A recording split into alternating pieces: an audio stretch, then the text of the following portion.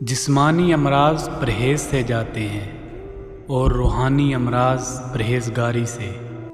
اپنا خیال بھی اہم ہے، لیکن سب سے اہم خیال اس کا ہے جس نے تجھے صاحب خیال بنایا۔ مومن وہ نہیں جس کی محفل پاک ہو، مومن وہ ہے جس کی تنہائی پاک ہو۔ دولت کا بہترین مصرف یہ ہے کہ اس سے عزت اور آبرو کو برقرار رکھو۔ بہترین انسان عمل سے پہچانا جاتا ہے، باتیں تو دیواروں پہ لکھی ہوتی ہیں۔ جیت کی عادت اچھی ہوتی ہے، لیکن کچھ رشتوں میں ہار جانا ہی بہتر ہے۔ علم کا ایک قطرہ جہالت کے سمندر سے بہتر ہے، اور عمل کا ایک قطرہ علم کے سمندر سے افضل ہے۔